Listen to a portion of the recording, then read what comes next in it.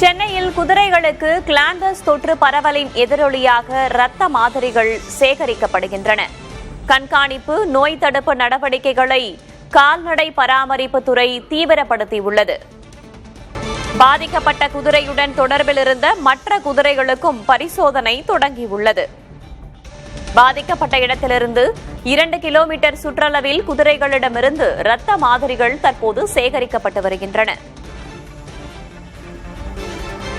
சென்னையில் glanders bacteria தொற்றால் குதிரை உயிரிழந்ததை அடுத்து இரத்த மாதிரிகள் சேகரிக்கப்படுகின்றன.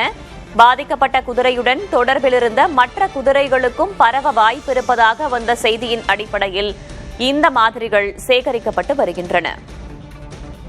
கூடுதல் தகவல்களை வழங்குவதற்காக செய்தியாளர் வீரகுமார் இணைந்திருக்கிறார். வீரகுமார், விரிவான தகவல்கள்.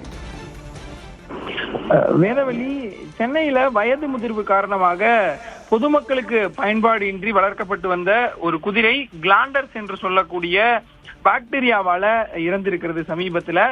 இந்த இறப்புனால தமிழ்நாடு கால்நடை பராமரிப்புத்துறை குதிரைகள் மற்றும் குதிரை இனத்தை சேர்ந்த விலங்குகளிடம் தீவிர கண்காணிப்பு மற்றும் நோய் தடுப்பு நடவடிக்கைகளை தீவிரமாக எடுத்துட்டு வராங்க. கிளாண்டர்ஸ் பாக்டீரியா என்பது பர்கோல்டேரியா மல்லே என்னும் நுண்ணுயிரால பரவக்கூடிய ஒரு தொற்று நோய். இது குதிரை, கழுதை போன்ற விலங்குகளிட பாதிப்பதோடு அந்த விலங்குகளோடு நெருங்கி இருக்கக்கூடிய அந்த விலங்குகளை பாதுகாக்கக்கூடிய மனிதர்களுக்கும் பரவக்கூடிய ஒரு அபாயம் இருக்கிறது. பாதிக்கப்பட்ட குதிரையில கடுமையான பலவீனம், சுவாச குறைவு, மூக்கில சளி வடிதல், தோல் புண்கள் மற்றும் உடல் மெலிவு போன்ற அறிகுறிகள் தெரியும் என கால்நடை பராமரிப்புத்துறை தெரிவித்திருக்கிறாங்க. அதே போல பாதிக்கப்பட்ட இடத்திலிருந்து, அதாவது ஏற்கனவே உயிரிழந்த குதிரை பாதிக்கப்பட்ட இடத்திலிருந்து சுற்றி இருக்கக்கூடிய 2 கிலோமீட்டர் சுற்றளவிற்கு சென்னையில இருக்கக்கூடிய குதிரைகளிடம் ரத்த மாதிரிகள் சேகரிக்கப்பட்டு பரிசோதனைக்காக லேபுக்கு அனுப்பப்பட்டிருக்கின்றன. அதே போல சென்னை மாநகராட்சி மற்றும் பொது சுகாதாரத்துறைக்கு தகவல் தெரிவிக்கப்பட்டு பாதிக்கப்பட்ட பகுதிகளில் கிருமி நாசினி நடவடிக்கைகள் துரிதமாக எடுக்கப்பட்டிருக்கிறது. இதுல குறிப்பா பொதுமக்களுக்கு தெரிவிக்க வேண்டியது என்னன்னா, குதிரைகளில் காய்ச்சல், இருமல், மூக்கில் சளி வடிதல், தோல் புண்கள் உள்ளவை, அதே போல சுவாச குறைவு இது போன்ற அறிகுறிகள் தென்பட்டால் உடனடியாக கால்நடை மருத்துவ அதிகாரிகளுக்கு தகவல் தெரிவித்திருக்கிறாங்க.